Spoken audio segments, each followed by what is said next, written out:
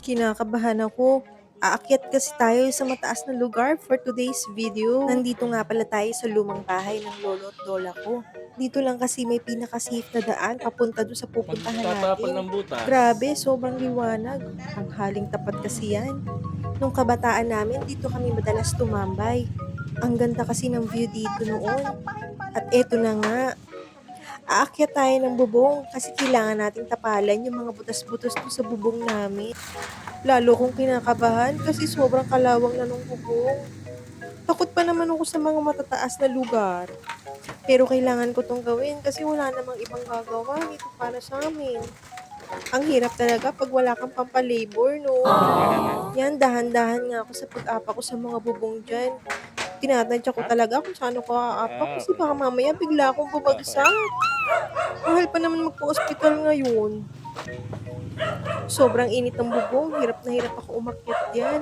Kinuha ko na nga kay daddy yung ilang mga gagamiting materials dyan para madali siya makaakyat. Dahan-dahan nga ako sa pag-apak sa bubong namin. Napakatagal na nga ng bubong namin ito kaya sa palagay ko kailangan ko na rin itong papinturahan. Hinahanap ko nga pala dyan kung saan ba yung butas na sinasabi ng kapatid ko. Doon pa pala yun sa may dulo malapit sa may ilat. May nakita nga ako diyan na parang may kalawang pero hindi ko sigurado kung yun ba yung hinahanap kong butas. Kaya tatapalan na lang namin. Bahala na sa tag-ulan kung tutulo ba ito. Nakita ko nga rin na maraming dahon ng kawayan yung pansol namin. Kaya nilinis ko na para naman hindi na siya magbara pag umuulan. Takot nga akong gumilid dyan maigi kasi baka mamaya mahilo ko. Ito nga kapatid ko nagdala na ng pandakot tsaka walis tingting. Para mas mabilis daw siya makapaglinis ng pansol. Oo nga naman, mabilis niyang nawalis yung pansol at madali rin niyang nadakot.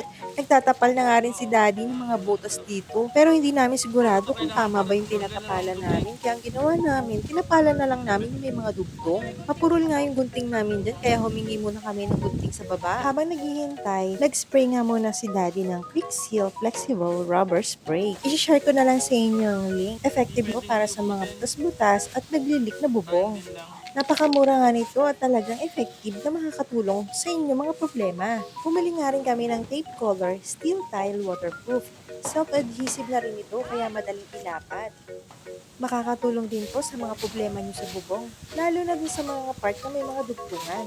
I-share ko na lang yung mga link ng ginamit namin sa comment section. Kaya bumili ka na rin, baka sakaling may ganito ka rin problema sa bubong mo. Malaking tulong to para sa katulad ko na nagtitipid at wala pang budget pampagawa ng bubong. Nabitin pa nga yung sukat ni daddy kaya dinagdagan pa namin. Tinapalan ko na nga rin tong butas dito sa may plastic na bubong kasi sobrang lutong na niya. Kahit ito lang ang kaya namin ngayon, alam ko naman na effective. Grabe, sobrang lalim talaga dito.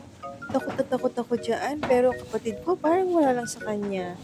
Sobrang tapang. Winalis niya nga yung tubig sa pansol kasi naiipunan. Yan din ang isa sa mga dahilan kung bakit nabubulok ang pansol. Kaya dapat panatilihin itong tuyo at malinis. At sa wakas natapos din kami. Mukhang pagod na kami lahat dito at gusto na namin bumaba. At least kahit paano, naayos na namin ibang part ng mga bubong. Sana naman next time mapapinturahan ko to para hindi na lalong masira. Siya hanggang dito na lang muna. Maraming salamat. Bye-bye!